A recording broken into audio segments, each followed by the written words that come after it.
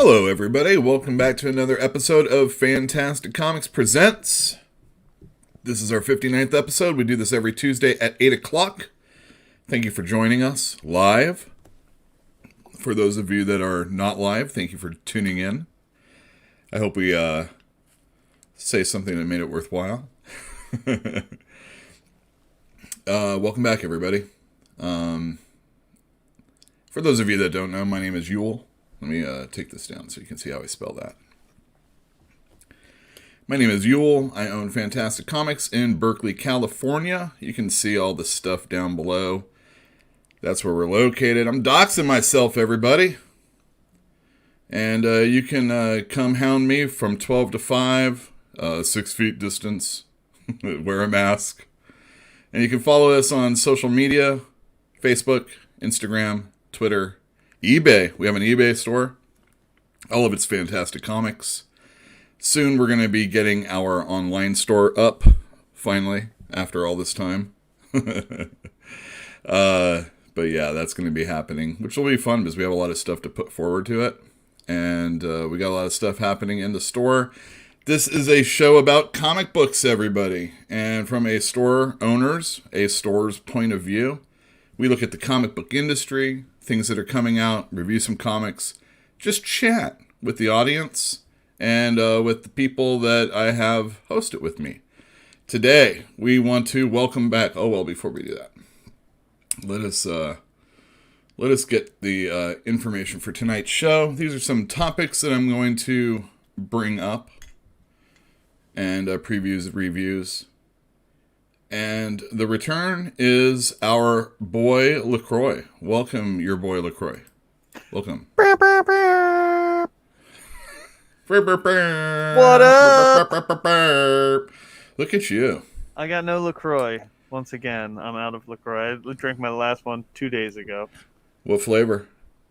It was passion fruit. Mm. Yeah. I usually get 2 flavors at a time, and then I alternate. I'm going to take this thing off, actually, because it was just for funds. Just for funsies. No, it looks great. You didn't even sound, I mean, obviously muffled, but it didn't sound so bad. We could have done that. Well, the power of Piccolo compels me. Oh, that's the character. Speak authority. Yes, yeah. Piccolo from Dragon Ball Z?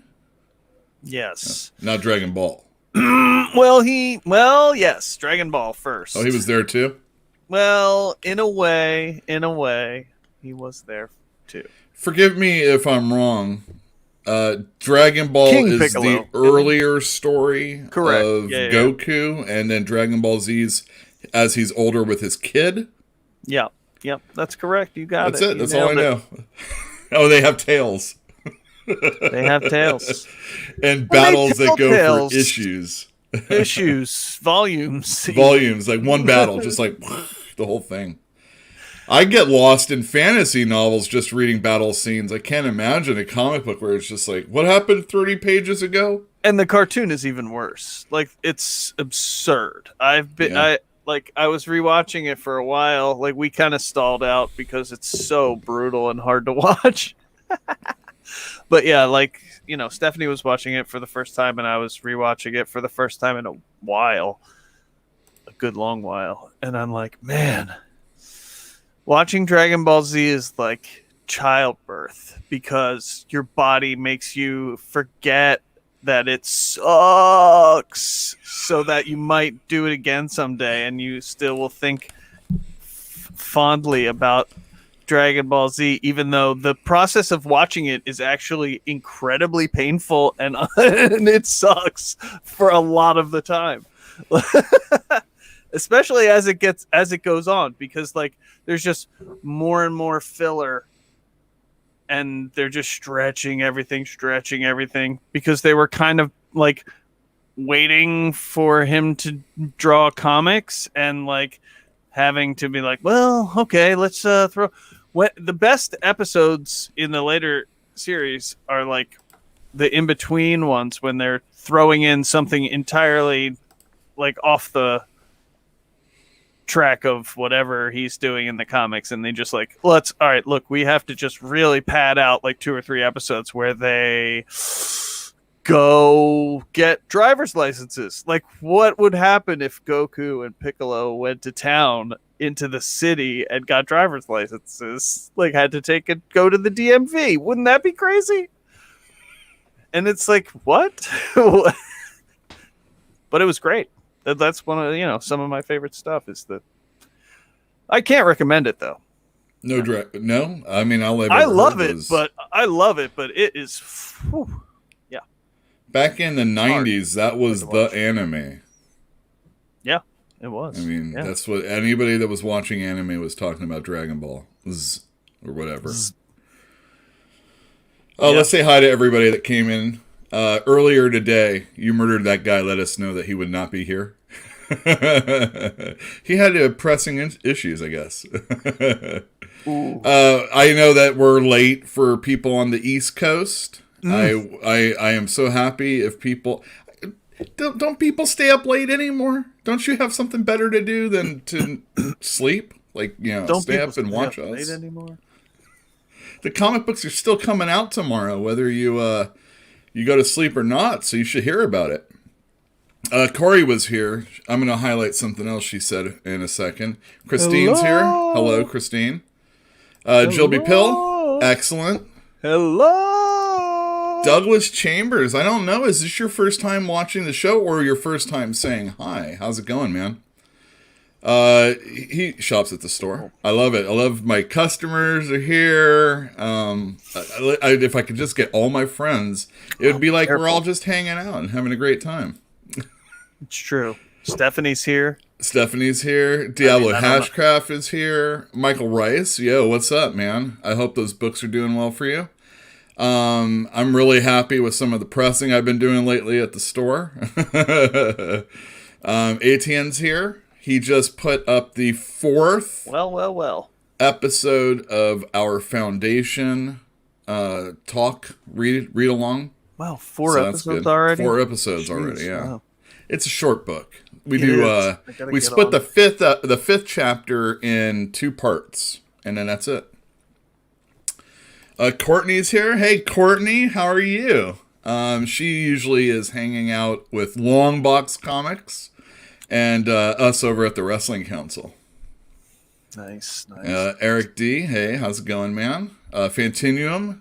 He, let's see. Oh, and Joe's here. So fun you'll vomit. That's our motto. You should leave vomiting. Leave the store vomiting. So the mask was terrifying to Corey. What mask? The one that you had on. Oh. Piccolo? Oh, 3rd time. Come on. 3rd time. Okay, excellent. Sweetheart. I thought it was like the Hobgoblin or something, or the Green Goblin maybe. Yeah, I could see that. Excellent. Streaming on 2 channels. Yeah, it is. I would recommend coming over to the Fantastic Comics channel, but since I know so many people know of my Yule Carter, but not the Fantastic Comics aspect of myself, I thought I'd stream it over there also. Wait, what's this? You're double dipping? So we stream on Facebook, we stream on YouTube, the Fantastic Comics channel, and now I'm streaming on the Yule Carter YouTube channel. And probably going to do Twitch soon too. All right, people say, what was that? Did you get a haircut? Who, me? No. Yeah, you. Someone asked earlier. I need one. Okay, one other thing. Dragon Ball is based on Journey to the West. Sure. A Chinese novel from the 16th century. Yeah, that's why they have not the parts I'm tails. Complaining about. Yes, that is why they have tails. The parts that I'm complaining about are not based on any Monkey King business. That's right. They're just based on capitalism. Oh, I see. Because, they're just trying to crank these babies out. You gotta feed the monkey, and I don't mean Goku. Yeah. Feed the Although monkey. you do have to feed him because he eats voraciously. That's canon. Yeah. Okay. Very good. I'll play with my microphone while we talk. How have you been since we've seen you last? You came in to the store on Friday to pick up comic books. Did you read any? The glorious day. I did. Yeah. I read that. I read both Black Panther and Captain America. I caught all the way up on the Avengers. So all the way to 43. Phoenix all the War. way to 43. Phoenix War. The Phoenix. They're warring like crazy. It's Good like night, Gray Man. It's like It's a veritable conquest or contest of champions over there in Phoenix land, in the white hot room.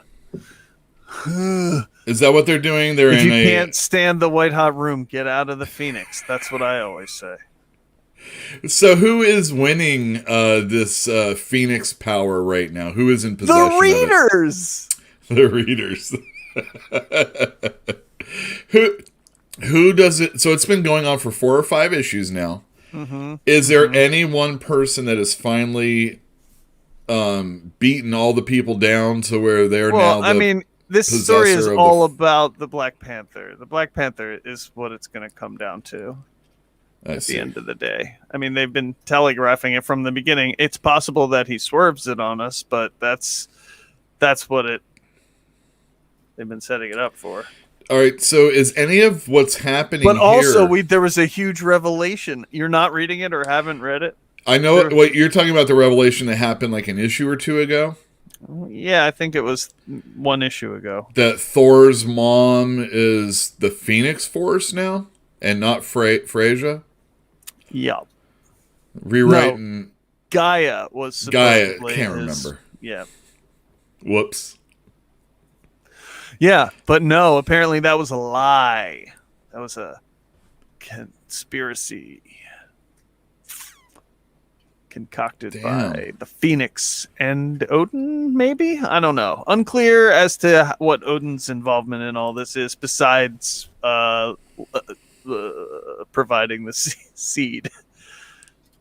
But I mean, it was already on the books since like years ago when Jason Aaron started writing this whole million-year ago Avengers story. When is this thing going to end? You know about Heroes Reborn, do you? Again? Yes, Heroes. All right, so Marvel. Reborn? So Marvel wants to. It's like every 20 years they want to re-up their ownership over a title or a character. So when you're seeing some C, D, or E list character, when D-Man shows up again, you know his. It's about time. 3D Man? No, just D-Man. Demolition Man. The stinky guy. Is there a 2D Man? There's 3D Man. I know there's 3D Man. I guess all the 2D men are like on paper or something, right? Yeah, they're like just flat guys. Flat Stanley. Is he in the Marvel universe yet? He could be. He's a mutant. He could be a total mutant. Sure, He's like, I'm surprised Bendis didn't make Flat Stanley. Make a Flat Stanley type character. So there is going to be a Heroes Reborn series coming up soon. Aaron and McGinnis are doing it. It's going to be Avengers themed, except what it is what if the Avengers were never? And then this is going to be the world afterwards without it. What if there never came a day that the Avengers got together? Yeah. I might be screwing that up, but they're going to be doing all these combinations of characters. Like, wouldn't it be awesome if Doctor Strange and the Juggernaut were the same person? And then you like see them all mixed in, you know? They did that recently with another series, and it. Anyway, the main one's going to be done by McGinnis, the art, and Aaron, the writing. So I don't know if this Avengers team. I don't know if this is in lieu of an Avengers title or if it's in addition to, and we're not supposed to really worry about it. Either way, there's going to be more Aaron and McGinnis well, that's cool. Sort of Avengers. I will say I dug the I've been digging the Javier Garrón. Yeah. It's great. Great stuff. Mm-hmm. I've always liked him. He's good. Yeah. So you read Avengers. I read Avengers. You caught up with the one issue of Black Panther that finally came out? Whew, I've been sweating it too because like it's funny how old it is. It has the like Chadwick Boseman thing on the top of it, which is I forgot to be a little upset about that last week. I wanted to be. I thought it was a little classless that they couldn't just go back and fix that so it wasn't there. It's not that you don't have to honor Chadwick Boseman. You can. But the same old ass shit that you didn't get out 20 months ago or whatever it was, 5 months ago. Yeah, when every other comic had that on the top of it. Yeah. Why wasn't that one out? Of all the comics to get out that month, that'd have been the one. What happened? Yeah, it's weird. I don't get it. I mean, it did have two artists. It had Acuna and what's that guy's name? Bodenheim is the guy who like works with Hickman a lot, or a couple times. I hear you. Yeah. He did The Dead and the Dying, and at least one. Oh, that's right. Yeah. Pardon me. But anyway, yeah, it was the two of them, and it wasn't like it was like one guy doing one thing and another guy doing another storyline. It was just like they were just filling in. They were just like, you take these pages, I'll take these pages. Let's get this done. Type of thing. I don't know. Yeah, I don't know. We'll see who does the next issue when it finally comes out. Yeah. This is Captain America, though, same thing. Captain America is on the slow train, so maybe Coates is like behind the. But this stuff is so old that doesn't make sense. I would think so. I had thought that he probably got most of his scripts in, but yeah, these all were like, I think these are the last storylines that he's doing for both books, and if you're having a hard time finishing and there's a pandemic and you just ain't into it, Marvel was already telling people, you don't need to work right now if you don't really have to. Don't want to. They had that Daily Bugle book that I was actually reading, and they did 2 issues and that was over. No more. Yeah, no, that's true. It's probably like, well, the paychecks have stopped, so ain't nothing coming. Yeah. On this end. I don't know. But, hey, whatever. But it's coming out. And it's did you good. hear? I really have been enjoying both of those a lot. Really? Yeah. I mean, I know you have. Captain America got Leonard Kirk on the art recently, right? Yes. Now that it's pretty good, Kirk. So usually this is Leonard not like Kirk mirror Kirk. This is the real Kirk. Leonard Kirk. I put in those Barry Kitson. Come on. Oh yeah, I agree. Barry Kitson. I like Barry Kitson. Yeah. Guys that can draw a good book, get it done. But they aren't necessarily as splashy as those people that can't get a book done usually. Yeah, they're not going to knock your socks off necessarily. Right. These are the kind of people that when they pass away, where I'm like, "Ooh, that's a good panel." Sometimes when guys like these pass away and people are like, "Man, that guy was a legend." And I'm like, I'm just fighting my instinct to say, how can you call that person a legend? Well, I mean, what's after legend? Immortal, right. Immortal.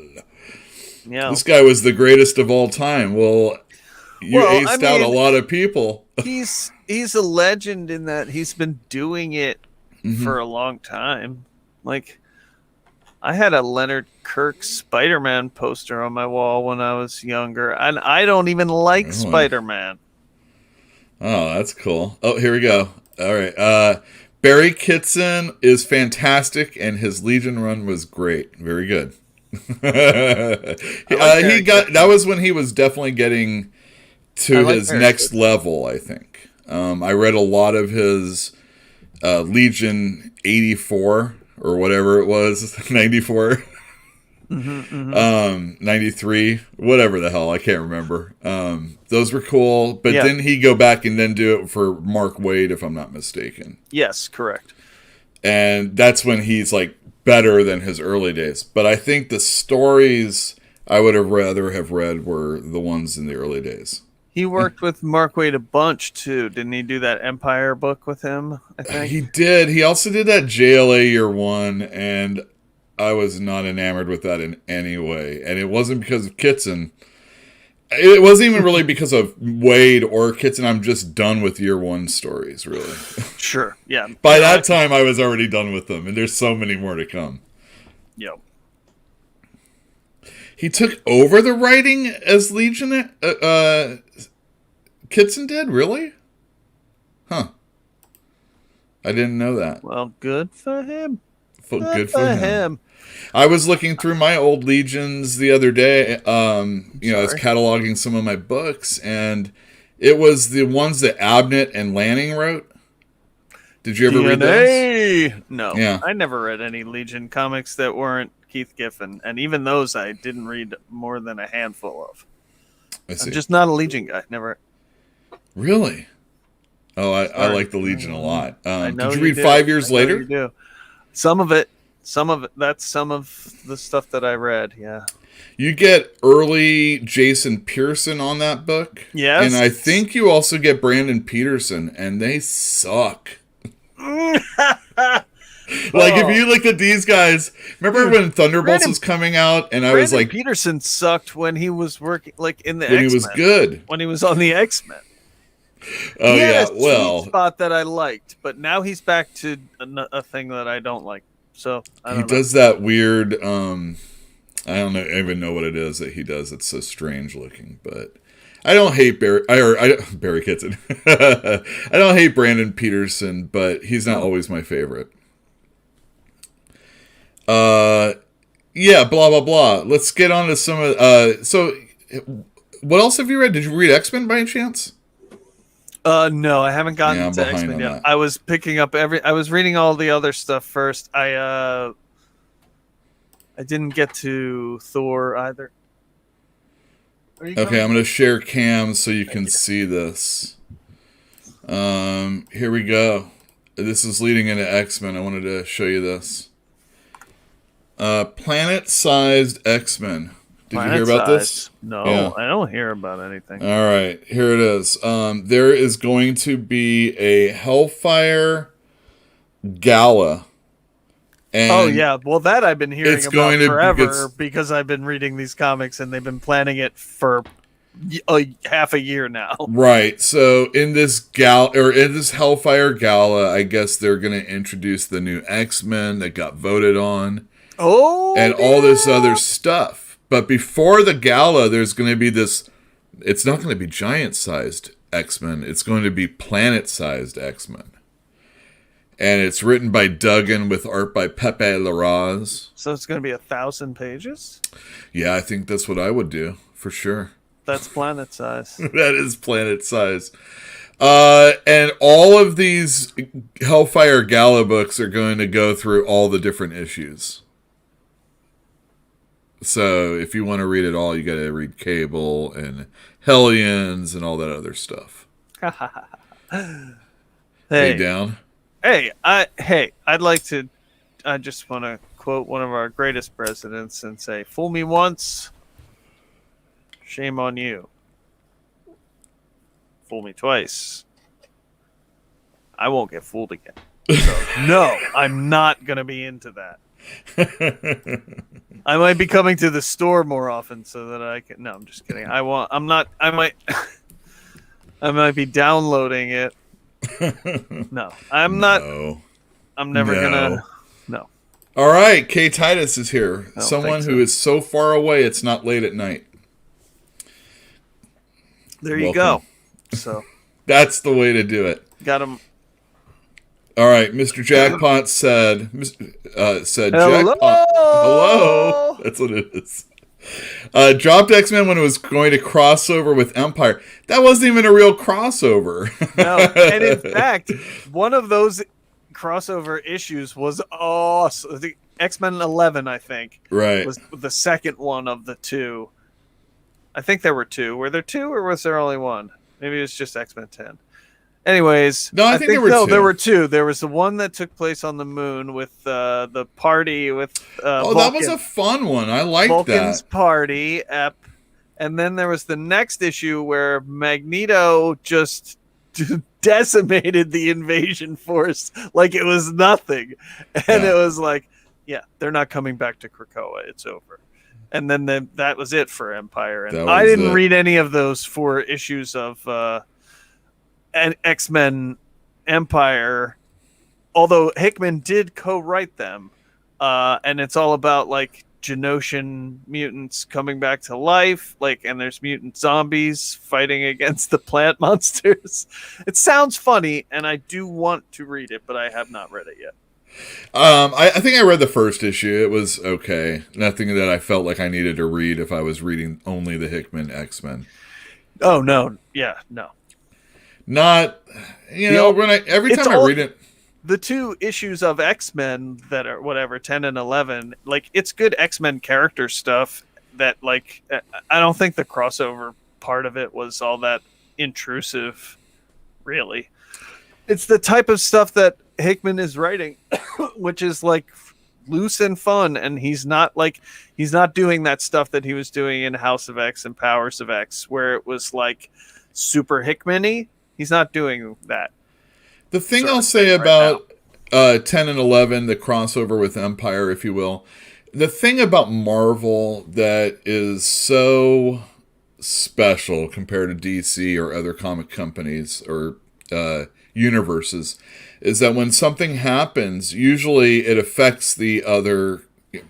It's a little bit, it's not often when something doesn't get affected within the Marvel universe, since they're all centered in New York anyway, right?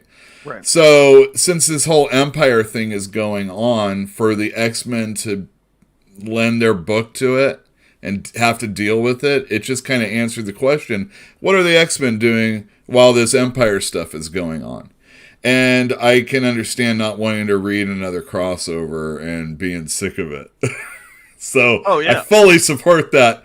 I just don't like it when it's at my store. What are you talking about? It's the best. Let's get that one off, and we'll do that. We'll go back there. Okay, cool. All right. So X-Men. Where was Soups? What was that? Soups is back. Soups is back. Boom. No Soups for you. Was, well, for no me. Soups for you. All right. So before we get to that, let's say R.I.P. to Frank Thorne. For those of you that don't know, Frank Thorne was pretty well known for doing Red Sonja. Oh man. Pretty good. He was an awesome artist for sure. And then he also did a lot of sexual.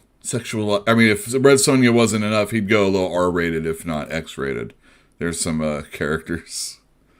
Here he is. He's also really big into cosplay, and he encouraged people to do it. I can't understand why. But the best part about this is that's Wendy Pini, who did ElfQuest. And then here he is with his Gita character. I think that's how you say her name, Ghita.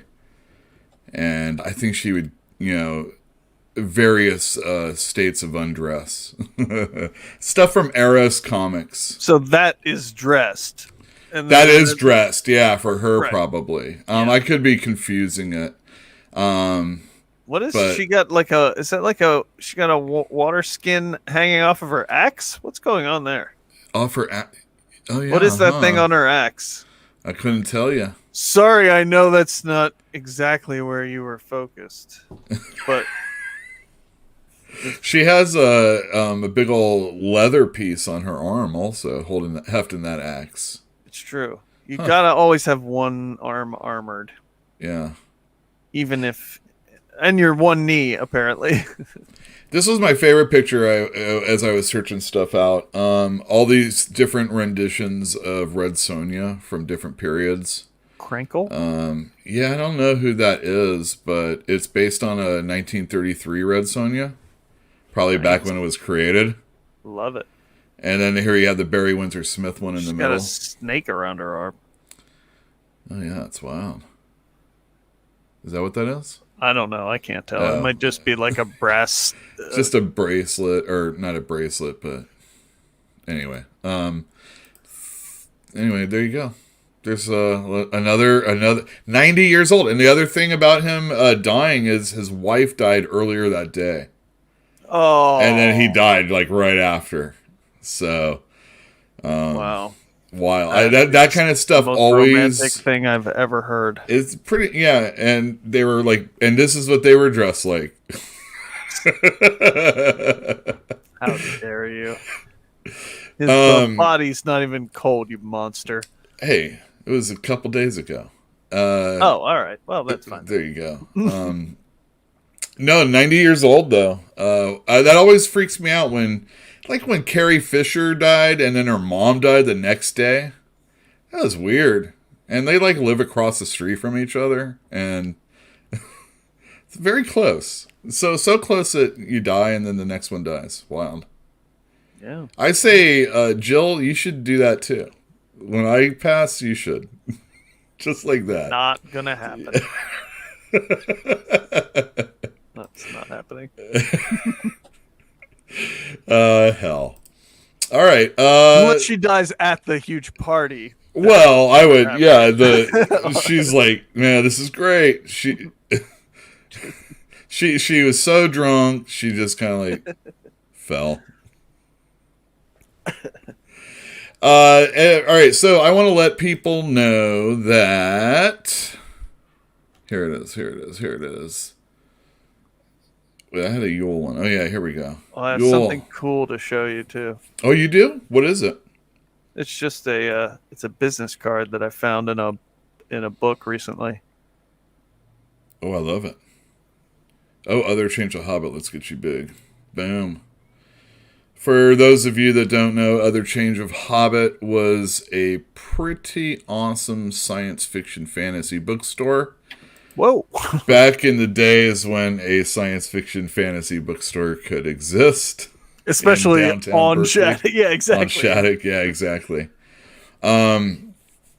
Yeah, that was a classic place, man. I loved it. I bought my first... It was awesome. My first 8 issue or books of the Malazan books that I'm fond of. I bought at Other Change of Hobbit. I was talking to somebody in that store that said I should get that series, and then was warning me about that series at the same time. Sure. And I'm like, oh, I'll go on and I'll read it. And it took me like 5 years to actually really get into it. Finally do it. I am on the Wrestling Council, which is every Thursday on the Talkin' Vols network. It's here on YouTube. You just go look at Talkin' Vols, and you can check us out 6 on the Pacific, 9 o'clock on the Eastern. And we talk about wrestling, the week of wrestling. There was a big pay-per-view this weekend for AEW called Revolution, and we're going to be talking about that. And this is a t-shirt you can purchase if you're interested. What are you wearing, kid? Greenhorn? What are you, blind or something? If you're going to dress like every other curtain jerker here in Chattanooga, jerking the curtain off the wall and wearing it, this plan's never going to work. You need to dress more like the swing man with style, class.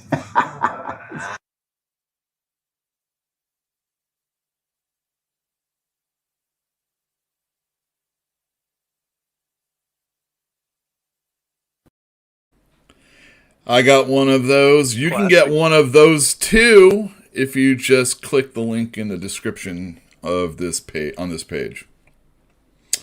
And they fit very well. Plus, there's one with your face on it, isn't there? There is. If you are really crazy and want to get one with just me on it, we have...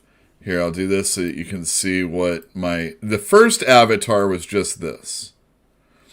And that was, when we take the camera off and I have to go to the bathroom or something like that, you leave this behind. But sure. I was aggravating the guys so much that they thought I was playing a heel.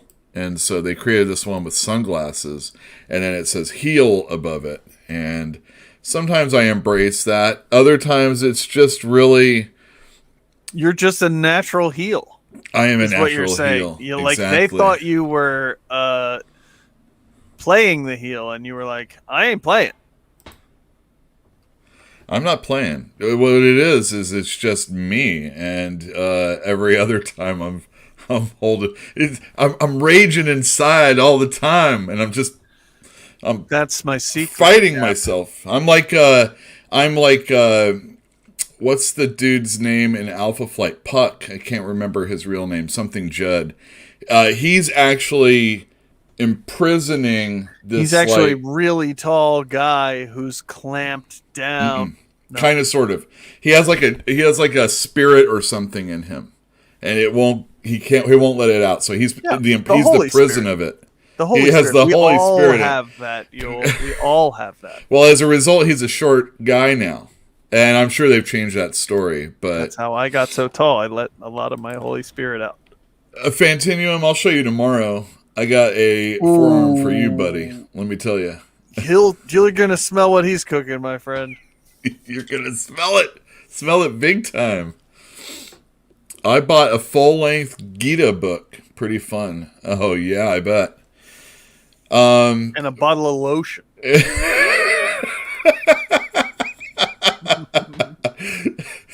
Oh, heaven forbid. For comic book? No, that's bad for the paper and everything. It's not a good move. You're right. That's bad. Sometimes we sell Fantastic Comics t-shirts.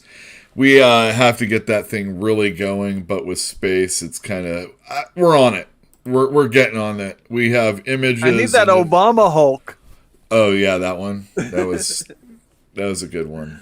We should do that Sonic Youth one again also. Where is your intrepid t-shirt maker / chef / fantastic coin dealer? He's trying to get another. So we're trying to get an auction. Fantastic coin? Yeah. Your new crypto? Yeah, new crypto. We have a new crypto. It's Fantastic Coin. So far, we've given out one coin because Christine, who was supposed to get the wrong country of origin that was being shown in this comic book, she got the right one.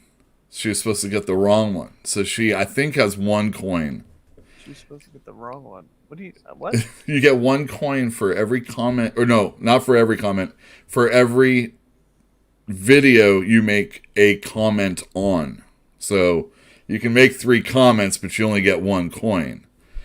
So that's a thing. But on top of it, my silly guy, whatever he was calling himself that day, he also had foreign comic books. And it was like foreign comics like Spider-Man, that kind of stuff. And the idea was that we were supposed to get the wrong country when you leave it in the comments down below. So Christine was the only one that played that game, and she actually said the right country. So she didn't earn a coin for that, I think. It's confusing, I know. I mean, I'm surprised that he would be involved in anything that's confusing, frankly. His stuff is usually so linear and understandable. And, I get my head around it immediately. I think I'm explaining it right. I think I am. But even still, it is hard to, wrap my own brain around it. And I'm, involved. No, I get it. I do get it. Yeah, it just exactly. Does seem... That's right. It does seem needlessly complicated, but I'm all right with that.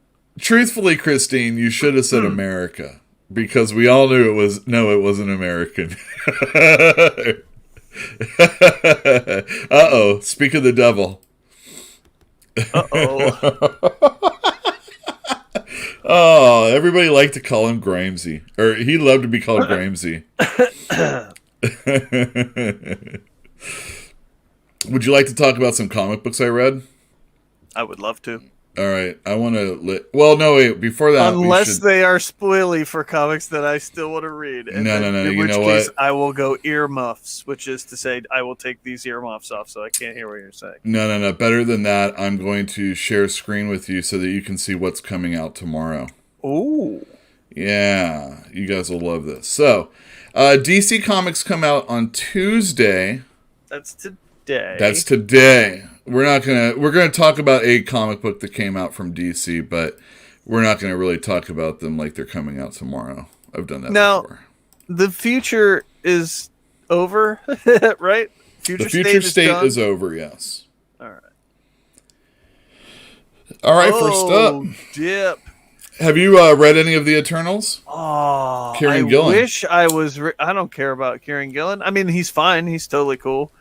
It's that Beach that I wish I had been reading this. Yeah, I should be reading this. Well, number 3 comes out tomorrow, but I have reordered issues 1 and 2, so they will be out tomorrow also. Oh no! So if you come into our store, you can get all 3 issues, and I have enjoyed the first 2, and Thanos is in the 2nd issue. Thanos? Yeah, Thanos. The guy from the Dragonlance books, the half-elf. Okay, anyway. This is not new, but I reordered Haha number 1, the 2nd printing. Christine, did you read that? You can tell people in chat if you liked it. I thought it was gripping and each issue is a different story about a clown. I thought the second issue was great also. This is a really fun little mini-series where each issue is a different artist on the book. And it's written by Prince. This was a posthumous... he left this you'd behind think in the there'd be vault. more purple covers, but unfortunately think. they didn't really think that way. It's weird. Dig, if you will, these clowns. Yeah. Actually, today, The Joker #1 by Tynan and Guillaume March came out. Beautiful art. Tomorrow, I Carmen. love that Tynan doesn't get his name on the cover. No, he does. This is different. Oh, my bad. This isn't Joker. This is Carmen. Oh, right. This is an Image comic Sorry. that Guillaume March, an artist, is writing and drawing, I guess. Oh, Should be solo interesting. proj. Yeah. I can dig it. Yeah. The alternate cover is done by Marla Minara. Oh boy. So, Doug, I'll see you later. Nonstop Spider-Man is coming out tomorrow. Joe Kelly, a favorite of mine. Yeah, and another favorite. Chris Bacalo. Bacalo. Damn. There's an alternate cover. That was the Finch one. This is Yeah, that's the wrap one I around. want. That's the one I want. All Put right, me very down good. for one of those. I will. Here's some art inside.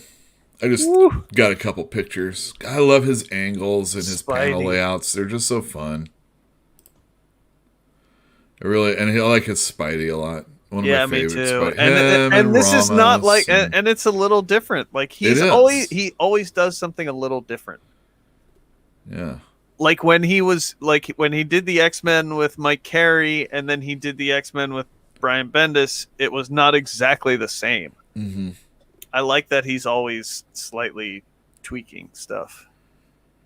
Yeah. And he's gotten a lot cleaner since his like Steampunk days. steampunk. Woof. He got really messy in the middle there. Yeah. I noticed that I am missing some steampunk issues. I need to Or get like them. even in the like Generation X stuff, it got a little wonky.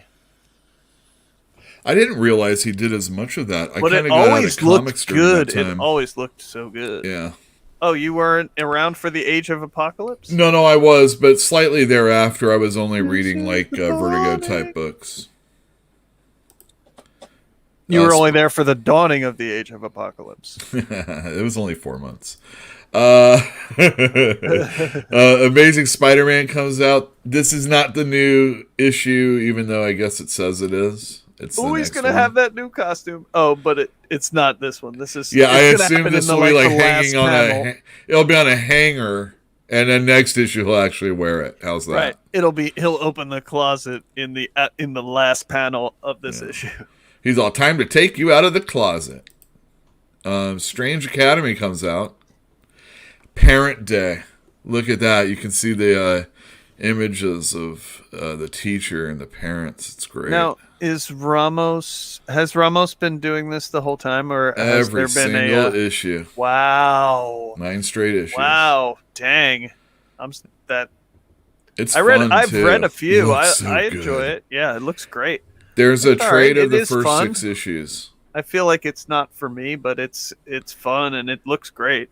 It's funny that I can still really get into something for a younger reader in comic books like Teen Titans. Like when Teen Titans is good, for me it doesn't matter that they're younger characters. It's just they're really, it's really good and it plays out better than a lot of times like seeing Nightwing get old, Yeah, I like so like although I'm willing to accept all the changes that happen with Peter Parker and Spider-Man, it doesn't always translate to all the different characters. So when Teen Titans is good, I can still enjoy it as an adult. And I feel like Strange Academy is as close to great Teen Titans as you can get. And this is a fantastic series. Nice. And you definitely could be reading it with your kids or give it to your nieces and nephews after you read it. Get the digital code. Well, I mean, I do always like I do like the X-Men when it's about the kids in the school. Mm-hmm. Like, I loved the Jason Aaron Wolverine and the X-Men. I loved the Grant Morrison X-Men, the stuff that was about the kids in the school. Like, I like that. I like that Generation X from a few years ago. That was good, and I've enjoyed this. Everything that I've read of it. I tell you what, when they introduced Crush into the Teen Titans, which is Lobo's daughter, Yeah, and I heard a lot of people crying about Lobo having a daughter and whatnot. I'm like, oh, I'll check it out. Oh, the last Zarnian has a daughter? That's weird. Yeah, it is. She Like if she, the last she's cool though. Kryptonian had a cousin. Yeah, exactly. Yeah, or even just like all his family members too. Yeah. Oh, just not mom. Teen Titans, ever since they introduced Crush, I have been reading, and that was through, I think his name's Adam Glass, and then maybe it was Benjamin Piercy before him. I can't remember. It was something like that. And Bernard Chang was the artist for most of it. And I read a little of that. Fantastic. It was so good. And if you like Strange Academy, I think you should check that out. And if anybody liked Teen Titans, you should definitely check this out. And it might be like one of those books that you can actually get a younger reader into that isn't just manga. Because although manga is good to get, to sell things to people,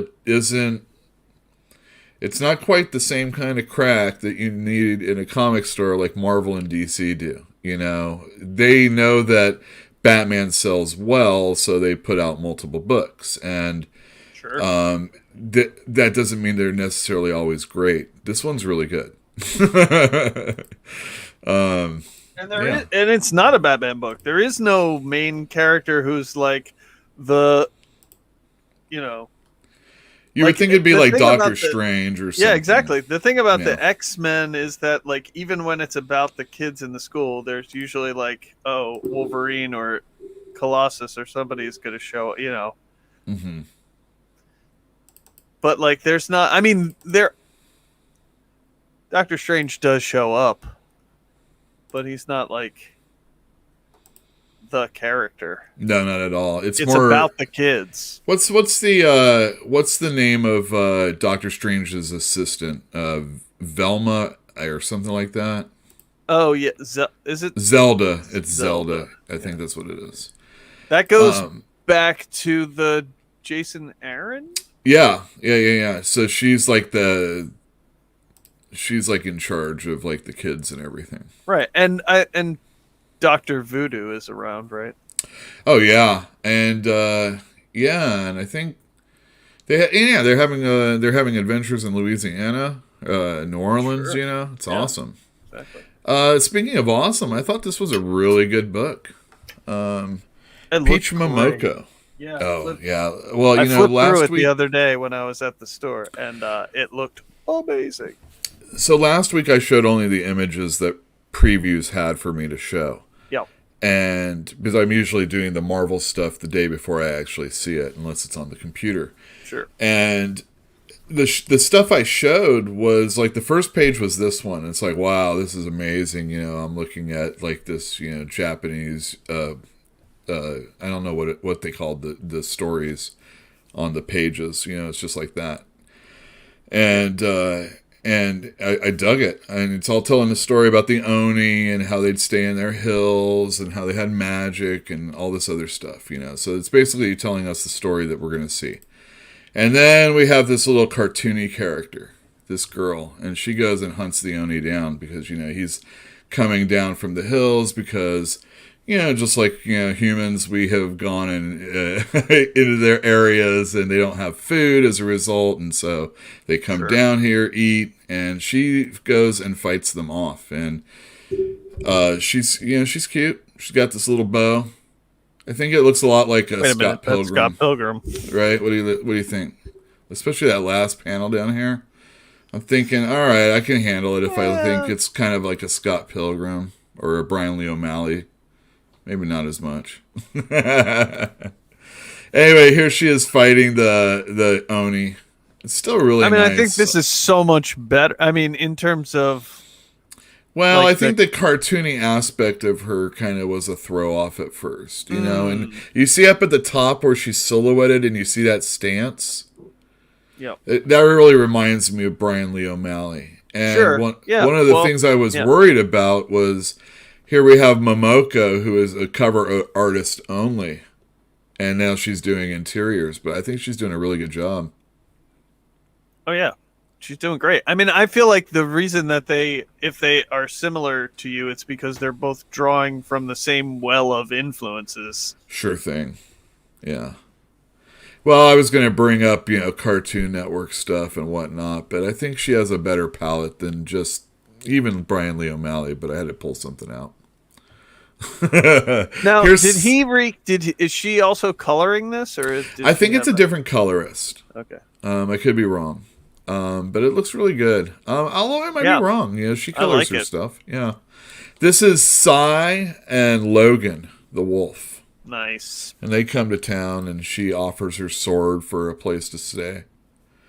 And basically, we're getting that whole Oni story, and we're getting the story about how Venom, or the big snake, has taken over this temple, and they can only chase it away from time to time. So I really like the way Momoko is incorporating all the Marvel characters to fit into this story. It's cool. And let's see. Here he is as a snake. That looks sweet. And this grandmother that Sai is staying with says they're going to have to ask for help from Juju. And here's Juju. And, I didn't catch it at first. This is like a more sophisticated and interesting version of the Marvel manga-verse. Oh, but yeah, totally. Or I was thinking, this is like an Elseworlds or a What If story. Yeah, totally. Or, this is actually the way I think comic books are going to be geared towards anyway. Like, these are just going to be either interpretations of characters or stories ripped from times that we all enjoy. With the exception of a few things that are actually going to progress, timelines and stories and universes, if you will. Yeah, I agree. I think that ironically enough, where it was headed before the Crisis on Infinite Earths is where it's going. Yes. With just a really fractured multiverse of timelines and realities and interpretations, like all happening at the same time instead of, so the young girl is going to go with Logan, and she's going to set up fireworks that Juju gave her outside the temple where the snake is. Meanwhile, Sai is going to go and talk with the Oni and see if she can barter with them so that they can, maybe leave these people alone. And here she is firing off the firecrackers. And I guess, the firecrackers and the sound screws Venom up. And here's a time when they used a sonic beam to do it. Yeah. So again, I think she's doing a really good job telling a story with these characters. This is a one-shot. Each issue is going to feature a different character. And I like this one a lot. It was good, again, for a younger reader also. If you're going to get newer people involved, I think this is a better way to go than some of the stuff that just feels like they do these young A stories or YA stories, young adult stories. Young A for DC. And I think the stuff that skews a little younger is better material to keep people reading comic books that they put out. Whereas the YA stuff is standalone and doesn't, you're never going to pick up a Batgirl comic book if you read the Batgirl YA. But if you read the Batgirl, superhero girls, that will be more in line to what you actually publish. And I know that they're like looking at the market and saying, oh my gosh, all these people buy these Telgemeier and Dogman books. But you don't publish Dogman. You don't publish Telgemeier. You publish Batman. You publish X-Men. And you got to figure out a way to incorporate this stuff so that a younger audience is willing to pay attention to it. But they are doing those YA novels as well. They're doing like, at least DC is. Well, they are, and I mean, they're like, hopefully, I guess, if you read the Mira novel, then you'll be like, I love Mira. So now I'm going to start loving Aquaman. That's the comics. You can hope so, but we haven't seen that at all. That's never, no, it's not going to happen. But no, what they really want is that now we have a series of young adult novels. But you're right. Yeah. It makes no sense that they like, I don't know. They do a bad job of dealing with the young adult market. I think we can all agree on that. Here's for younger readers again. I did not really plan this out to be themed this way, but Jhana and the Impossible Monsters came out last week, and I read it, and I thought you should all know about it. Chris Samney and I think his wife work on this book, and he's his wife. I would assume. Or partner. Well, some partner Samney works with Chris Samney. And he is doing the story, writing and art also, mostly. Or tag teaming with the writing. I, last week, erroneously said that this was done by somebody else. So monster. If you want... Now you're an impossible monster. Get 5 Fantastic coins... Oh! All you have to do is, in the comments after the show, tell me who I erroneously said worked on Jhana and the Impossible Monsters. All right, I gotta go. You can do it afterwards. You got a whole week. No, I gotta go watch the show where you talked about You can do it next time. You can do it later. So Jhana and the Impossible Monsters is written... or is worked on by Chris Samney, and Chris Samney is great. He did that really awesome Thor comic book with Roger Langridge, I think. Oh yeah. That was all ages. It was an all ages Thor that probably was the best Thor for anybody that was going to watch that movie. It was more in tune to, like if you watch that movie and then you go read Thor, the comic book, and you're like, who are these people? I don't know them at all, especially during that time. But sure. This was a different interpretation of Jane instead of being, what was she, like a tornado chaser or something? No, and she was an astrophysicist. Whatever. Yeah, they're whatever she did. It sure sounded the same. All I know is she was driving fast in a tornado or something. I can't even remember. That's how I feel about Thor the movie. But Thor the comic book that Chris Samney did was really good. What else did he do? He did Daredevil with Mark Waid, right? Yep. Yeah. So this story is about Jhana and this adventure she was on with her sister. Now, and she saw this big monster. Jhana Hex? Jhana Hex, yes. And this is Oni, so I don't think they have the rights to that. Oh. This is some cool art, though, I thought. So there won't be any Spider-Man or Jhana Hex in this book. No, not at this at all, no. That all happened a year ago. That monster was cool as hell. Yeah, wasn't that neat looking? Oh, yeah. This is the only... Well, let's just say this is the only violence that goes on in the book. But this character, Jhana... Where Jhana is going to punch this monster in the face. Well, she's going to. In the mouth. But it don't work so well. Uh-oh. And then a year later, her sister is looking for her. And she's going through all these villages. I assume she's ingratiating herself, trying to get clues to her whereabouts, and then moves on. And this is what she does in this book. So since the book is called Jhana, I assume that she's dead. She punched that thing and then she died. She tried to punch that monster and then she's dead now, right? I don't know, but her sister's looking for her, and by the end, I think she gets some clues as to what might be, or at least another place to go. Not dead. I thought this was a good book, and I definitely would recommend it. It feels kind of like Bone in a way, but not as... I didn't get the same feeling reading this first issue than I did reading the first issue of Bone. I felt there was more story in there, and I already knew so many characters that were going to be integral to the plot, whereas in this book, it isn't, I don't feel like that's the same thing. It's also going to be shorter. I think this is a mini-series.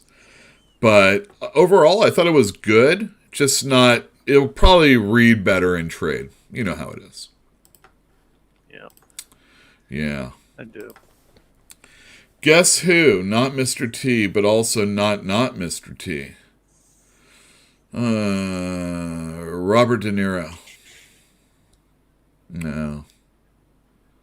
I don't know. Oh, I already got it? Oh, wait. Oh, winner gets... It gets a fantastic comic coin? Holy cow, we're just giving coins away today.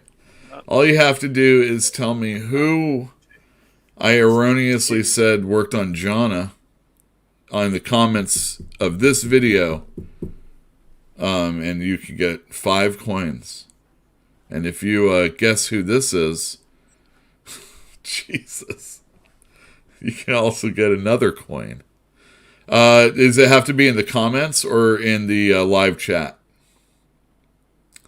In comments. So it has to be after the video. So there you go. It doesn't matter who you guess. So that means my live on the air guesses will not count. It won't count because we want to.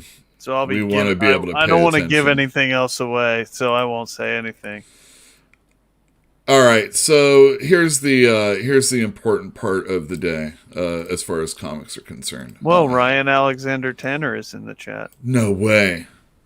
Hey, Ryan, I'm going to be talking about Superman, but first, I want to tell you why I have not been reading Superman.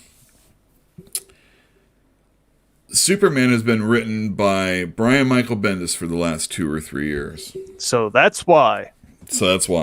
The end. I read his Man of Steel miniseries that preceded everything. The introduction to Rogol Zar, all of that stuff. And I went on and read Action Comics that he did with good art, and Superman that he did with Rios doing the art, great art.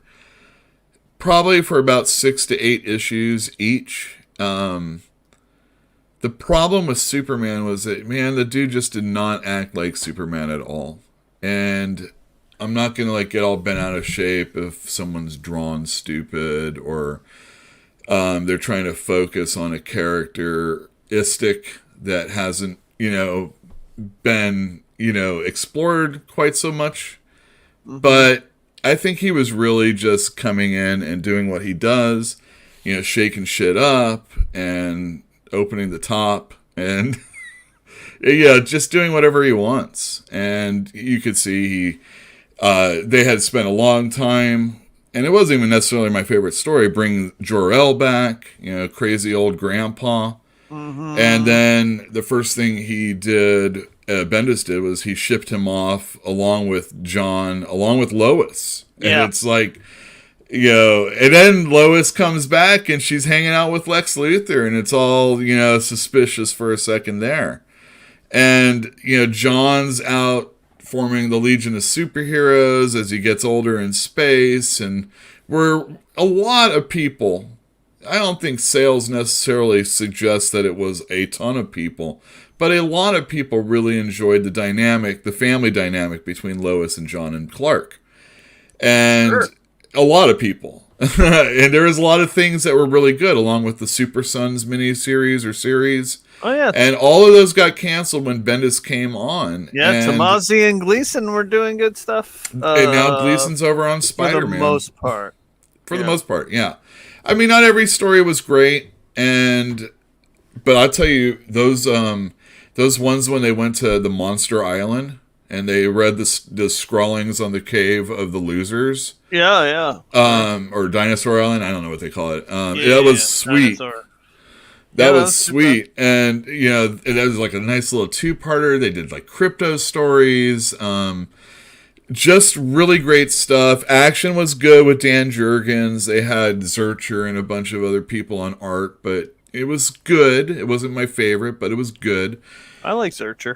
Yeah. I don't mean the art necessarily, but, the books, Sure. and I was reading Superman and enjoying it. And I already had my reservations about Bendis because of, my experience with him. There were times when I really liked him. He's fallen out of favor with me, and then he just kind of feels tired. And the only thing he could do to change that appearance was to leave Marvel and go to DC. And then he didn't do anything different. It was just like shake shit up and see where it goes. And now Superman's back. Here we go. Philip Kennedy Johnson is the writer, and is that right? I think that's what his name is. I don't know what that means. And Hester. I might be wrong with the first names. Phil Hester? Phil Hester. What do you think of Phil Hester, Jeff? I mean, he can get it done, and he's good. I wouldn't choose him for Superman necessarily. Wouldn't be my first choice, unless it was coming out bi-monthly or something. Yeah, I know. Yeah, exactly. If you had to crank it out, I would say that's a good choice because this is coming out monthly now. That was the one thing that Bendis did well. He kept his book coming out monthly. That's great. But I don't know. No Andy Parks on inks. I don't know if this is that great. Yeah, no Andy Parks. That's weird. So Andy Parks and Phil Hester did Kevin Smith's Green Arrow all that time ago. They did tons of stuff too, though. They did they did stuff with Judd Winnick. Yeah, well they kept on Green Arrow with him on that too. Yeah. Right. But then I think they also went to Batman with him a little bit. Oh, did they? Yeah. I think a little bit. So this story. Oh yeah, Philip Kennedy Johnson. There you go. And Phil Hester. Two Phils on this book. That might be a first. I mean, I've had my fill already. Jeez, I even get to the meat of the story. Unfortunately, the meat of the story is there's this invasion of these space guys. The Brood. And I recognize them. That's the Brood. The Brood. Nope. And then Superman and John are fighting them off. And meanwhile... Whoa, that's John? Yeah. And Superman's thinking about all of, the golden age when a kid feels like his father is immortal, that he can beat anything up and he can solve any problem. And, he's lamenting about the fact that he lost all this time with his kid. Great. Meanwhile, Amanda Waller, nosy as she is in, she's paying attention to this whole breach that's going on here. Breach? Yeah, I Breach. love that character. Yeah, oh man. So good. We'll be doing a Breach retrospective before Cartoonist Kayfabe, I promise. So, of course, just saying that right now has screwed me. So, it's true. God damn, they always get to some... I was going to have a segment on this show that's like, Cartoonist Kayfabe hasn't done this yet. Because I got some doozies, let me tell you.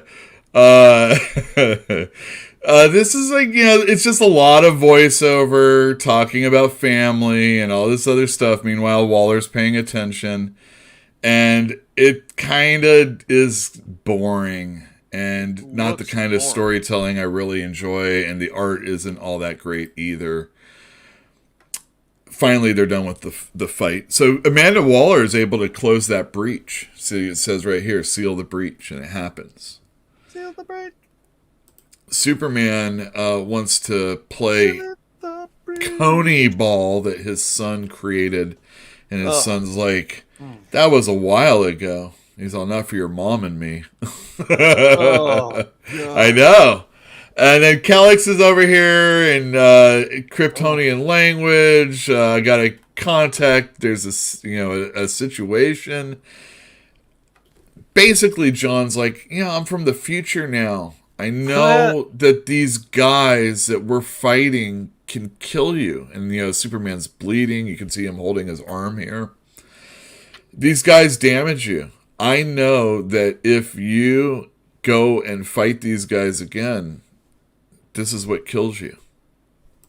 And so he's all worried about that. And that's how the story ends. Wow. And then we get a backup because most of DC's big books... Bibbo. Yes. DC's big books are $4.99 now. So Batman, Superman, Wonder Woman, those are $4.99. If you have a book that's $4.99, you get like a 5-page backup story.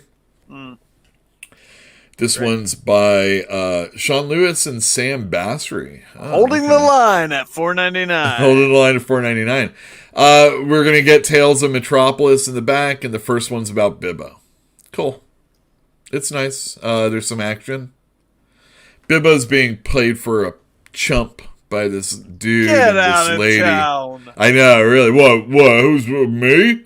I'm no chump. I like the Superman. That's my Bibbo. I hope you like it. That's pretty good. It's not bad. There's my Bibbo. Hey, yo. I like Bibbo. He's all right. It's an all right backup story. There's nothing great. There's they promised to have more, with this this stuff that's going on. Oh, so, they promised? I guess it'll be okay. Is it a promise or a threat? That was not my favorite Superman. It was not the worst Superman. If they're finding their legs and trying to tell this cumbersome story so they can get on to the next stuff, more power to them. I understand. Sometimes you're written into a hole that it's hard to dig your way out of. Sure. I do think that Phil Hester was a strange choice of person for the art. DC still is hiring good artists out there. You can check out Batman. I have right here Joker, Guillaume March. This guy, look at those pants. Look at that. That's freaking amazing. Look at that crotch. Look at that crotch right there. And this art in here, it's like, oh my god, look at that cape. I don't know. I feel like, we don't have Bernie Wrightson anymore. We don't have guys that look like they're drawing woodcut, and I like Guillaume March quite a bit. And Phil Hester was not Guillaume March. No. Sorry. It was an okay Superman book. It wasn't my favorite, but I am looking forward to reading Superman again. So right now I am cautiously hopeful. The one thing that feels a little problematic is that Future State, which lasted for 2 months, January and February, were stories that are going to happen in the future. This story doesn't necessarily jive with that.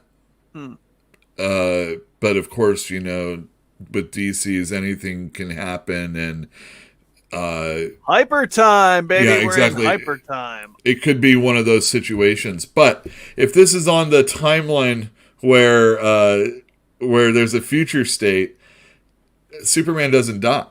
He's at War World, and I mean, there could be plenty of stories that are going to happen with that. Sure. I don't know if I necessarily care about the magistrate in the whole Batman thing. This whole... I don't know. It just... I think they're trying... You remember 1 year later? Yeah. I know how we didn't get that year. And then all the books... And then we're finding out what happened in that year later.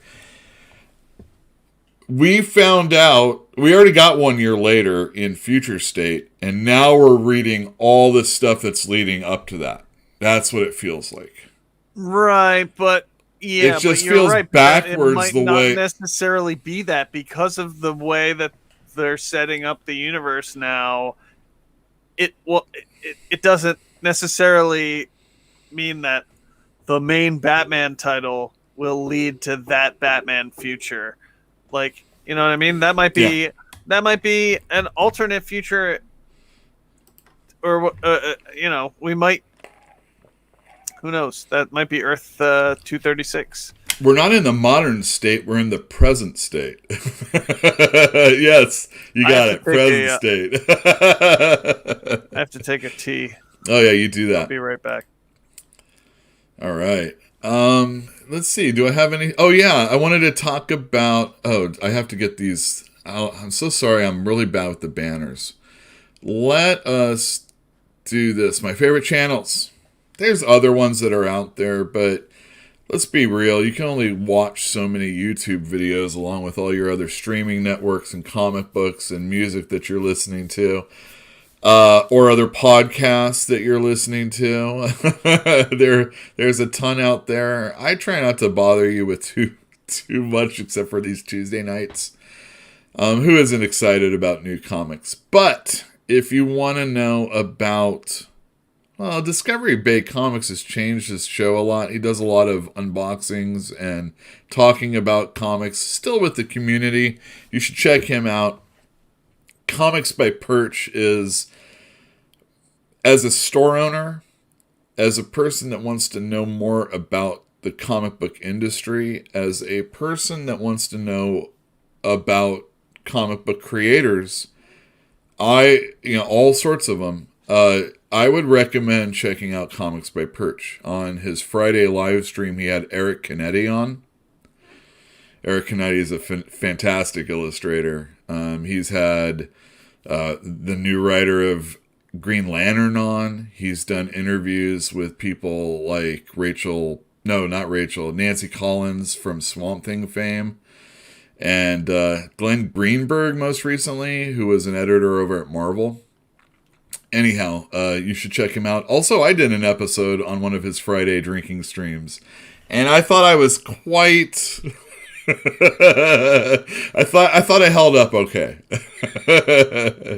Of course, there's Cartoonist Kayfabe. We've already mentioned that. It's fantastic. I watched the one on X-Men #1, the Jim Lee, Chris Claremont. It was like 45-minute show, 35-minute show, and...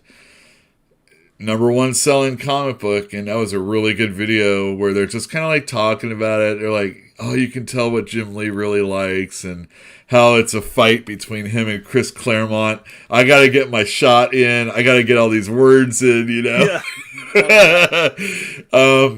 The conjecture on whether or not they liked each other. And then, of course, they went and did Wildcats with each other. So they had like a 3-issue combo there. Yeah, but I mean, come on. Jim Lee's a good businessman. He knows that's true. If he got like the bump of getting Chris Claremont and Jim Lee back together on Wildcats. He was on those later issues of Wildcats too. It was like in the 10, 11, 12. So after the first year. It needed a bump. Long after the first year probably. But. Yeah, when it needed to get back in the news. They needed something to say, hey, by the way, we're still happening.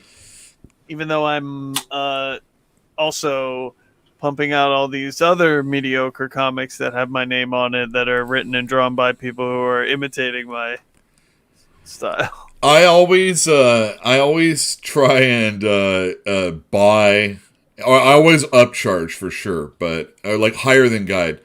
Any of those Chris Claremont, Jim Lee Wildcats, because Wildcats is owned by DC, but Chris Claremont's character is not.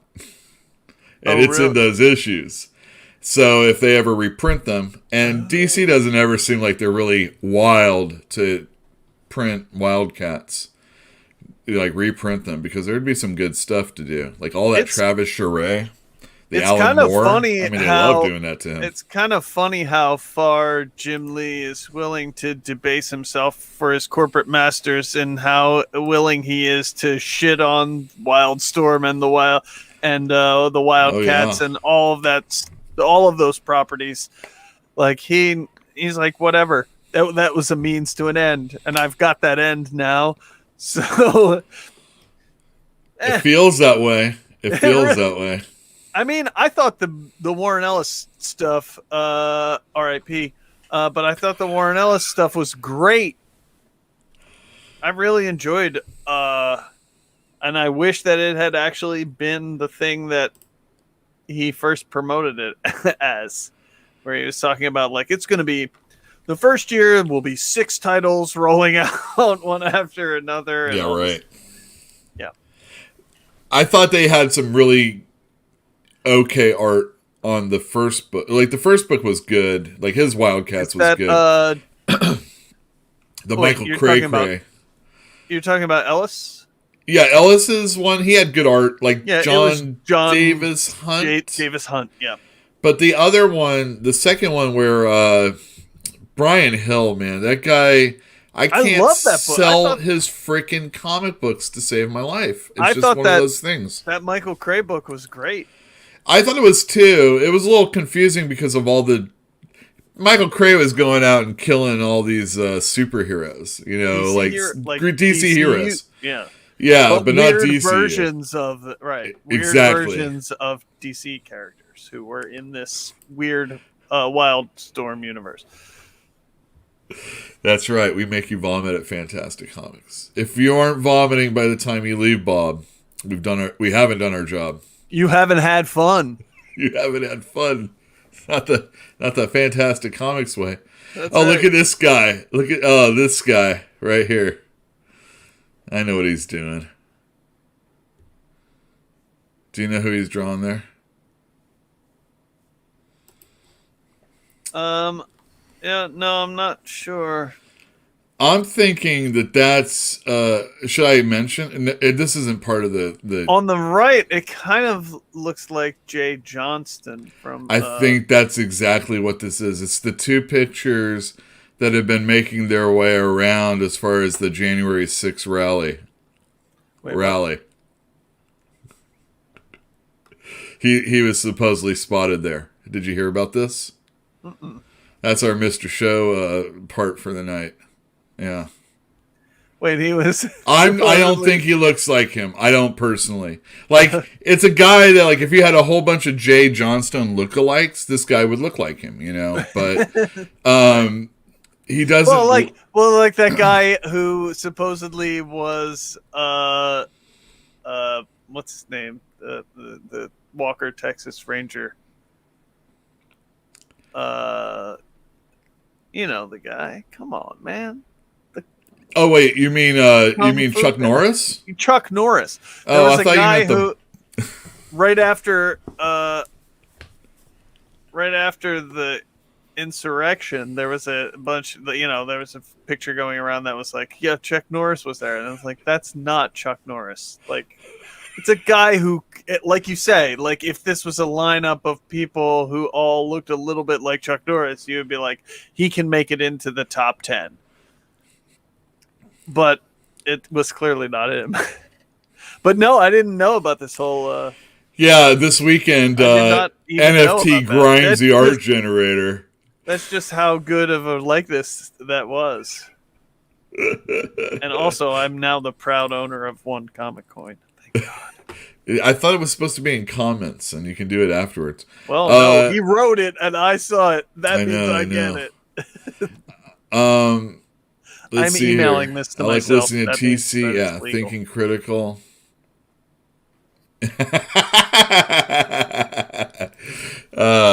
I know it's usually not that. There's a lot of people that do that. A lot of people. I'm going to buy comics so that I can hate review them and stuff like that. It's good. I try not to do that. I'm looking forward to Superman, like I said. You're looking forward to Beta Ray Bill, I know that. Oh, I am. Oh, yeah. So that brings me to our wait, do I have any more things that I had to talk about? You know what? If I don't bring it up, it doesn't matter. I can't think of a way to have a segment. This is what I want to do. I'm loving this comic book. I'm really looking ahead for this comic book. And this comic book really needs more recognition. This is a spring on you, but I'm going to talk about this just for a second. Yeah, that's what I feel about Black Panther. We already talked about. It needs more recognition. Well, I mean, Or you're loving it. When the book launched, it had all the recognition that you could possibly want, and all the promotion and all the glory. And then over the course of the years, as it's gone on, I feel like Marvel has basically been like, all right, great job. Thanks. Yeah. Yeah, you do whatever. How much more do you have to do on this book? You're still going with that? All right, fine. Yeah, we'll keep doing it, I guess. Jesus. Yeah. Did you hear he's writing Superman? No, I'm excited for that. I mean, I think his comic book work has been good, like really good. I don't know. I really, especially like the transition to the space. Like, I know a lot of people had problems with it. It was especially jarring. The early part of the first run, because it was a little bit political. It was a lot political, like about the politics of Wakanda or whatever. But right. the space stuff, it was jarring, especially because it was like, what the fuck is going on? Is that Storm? What's going on?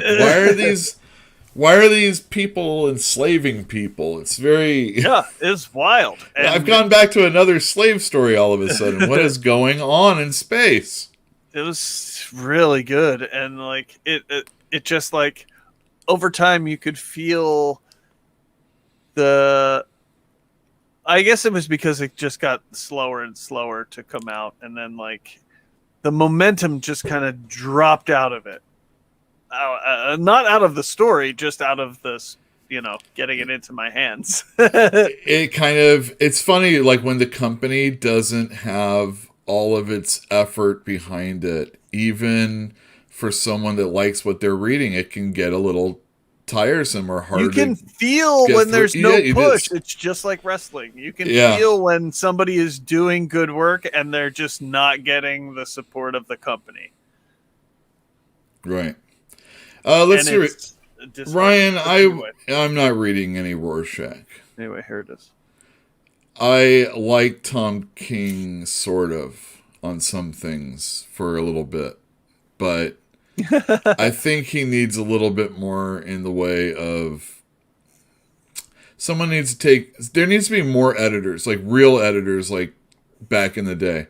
Not because I'm so old that I have to have a return to form. There just has to be some accountability and some direction. Again, like wrestling. If it's just going all over the place, yeah, there's some good things, but it affects the other things that, don't touch the good stuff. It just really affects your universe. It affects your company. But there's a fine line there where you want someone to be overseeing the big picture, but not meddling too much in what, like, dictating storylines and shit like that. Like, you don't want... It depends on the person also. Some people just need a little bit more... Some people say Jim Shooter was a genius, and some people say he was overbearing and over-controlling. Right? Yes, shout out to Brian Stelfreeze. He was amazing. He started off all that Black Panther, Coates Black Panther. He did all the character designs for all the new characters and all the new looks for all the old characters. And then he continued to do covers and the occasional issue even after he went off of it. And Chris Sprouse did a bunch. He's always awesome. All right, let's read this. Marvel's never pushed Daredevil except for that after the fact press for number 20. They haven't really pressed the Chip Zdarsky Daredevil that much. I agree. Maybe it has something to do with all the Catholicism in it. Personally, for me, I just don't care about There's a few stories I don't care about. I'm Jewish. I'm Catholic. Those are two right there. Moon Knight being crazy. I don't need that story anymore. These are three. Sometimes you get I'm Jewish and I'm crazy. With Moon Knight. It's like, these are the World War II stories. I don't need that. I don't need Nazis in present day. I don't need them in the 40s. I don't need any of that ever again. It's been done to death. If I have to accept it, it has to be a Captain America or Submariner period piece. Or it could only be Captain America. I will accept that if I have to have it. I was going to but- say the Red Skull is making his like this is what's happening in Captain America right now. Oh, really? Red Skull is back, baby. All right. I He's mean, back, baby. There was the cover. Also, Alex Ross has been doing all the covers for that, which I feel like, why are you putting Alex Ross on the covers of your book that you clearly don't care about? That just seemed like a weird choice to me. Poor Cap, man. This guy has. I firstly, the coat stuff. I really feel he didn't get the real Captain America. You know, he got the job of trying to rehabilitate this the fake Secret guy, Empire Captain America, like whatever the had fake happened. Secret Empire Captain America, right? Not the evil, real right, Secret Empire Captain America, the one who ta-da, the ta-da Captain America from the end of Secret Empire. Yeah, and then pandemic and being out of costume for so long and some of those brown. I forget what the guy's name is. It's brown. There were a few artists, and even now, like it's not great. It started off with Kirk now, right? It started off with Lionel Yu. Yeah, we have Kirk the last couple issues, at least this issue that just came out. But like it started off with Lionel Yu, and Alex Ross covers have been going throughout the series, every single issue, as far as I know. That's like 20, like they're spending the whole art budget on the cover. I think that's the problem.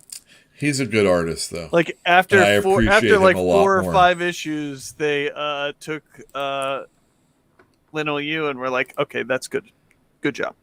Let's put you on something else. Let's put you back on X-Men. That's then right. Let's put you. Now he's just doing cover. I don't know what he's doing for real. He's just doing Avengers covers. Oh, you? I don't know what he's got. He's got probably working on something that's in the works, right? All right. So there was a podcast I was listening to called. It was the Study Group. It's like something process. I can't remember what it's called, but Study Group. That's what you want to look up if you're going to check their. Yeah. No, that's the Sixers. No. That it's something process, but it's Study Group. That is the name of the company that puts out comic books, and they were doing a podcast where they were interviewing people, and they interviewed Dustin Weaver, and it was very eye-opening because Dustin Weaver now is basically just a cover artist for Marvel, and when he wants to do something. It's all about, how they pay him to do stuff. And that's all he can be now is basically a cover artist. So when he wants to go and do something, he has to, do something like he did for Image, and, it's strange. It's strange the way they jerk their talent around. We see it often. And it's not just Marvel. Well, it's mostly Marvel. But, after the first 6 issues, that artist that we like is off to something else. And maybe they'll come back for another run or two in between other people. It's like a constant rotating of artists. They're going to be moving them on to something else. It's like RB Silva. Mm-hmm. Man.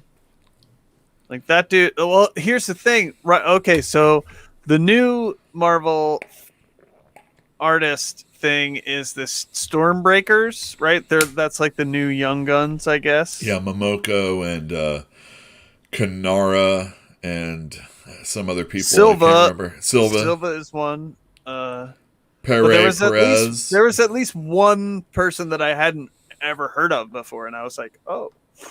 Usually when they do these, it's like people who have been in the industry for 3 or 4 years doing like big 2 work the whole time.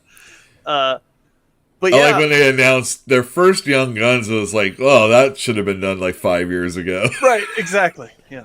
Exactly. Way to celebrate somebody on their way out. But what I thought was interesting was the little blurb said like that it's like a 2-year thing. So like I guess they signed these people, locked them down for 2 years, so they're just going to be shuffling them between different books. I don't know. Like Silva was doing. Is he still doing Fantastic Four? He was. Yeah, doing he had an Fantastic issue Four. break, but he's been doing it for like 3 or 4 issues now. That's a Beautiful. bummer because it looks Beautiful so good, work. and I don't care about it. But His I like. Valeria looks so good. I read some of it, and I'm like, oh yeah, it looks great. So I'm not so big a Fantastic Four fan that I have to keep reading Fantastic Four all the time.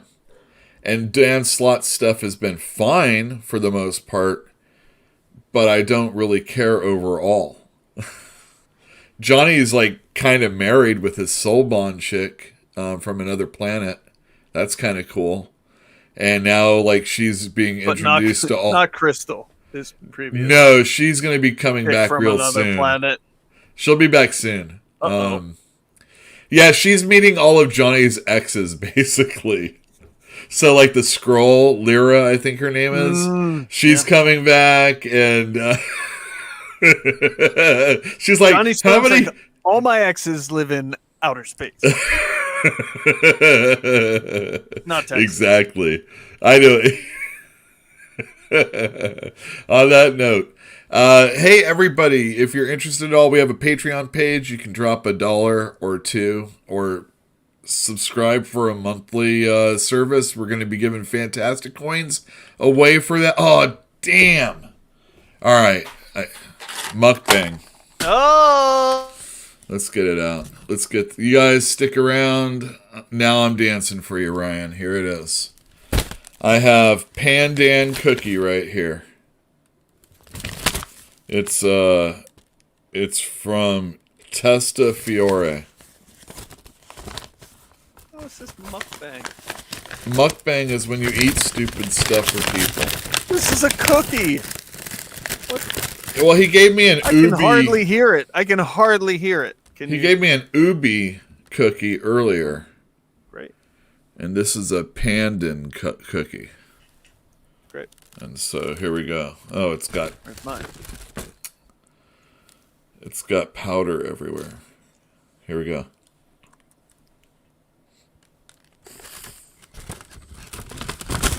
Where's mine?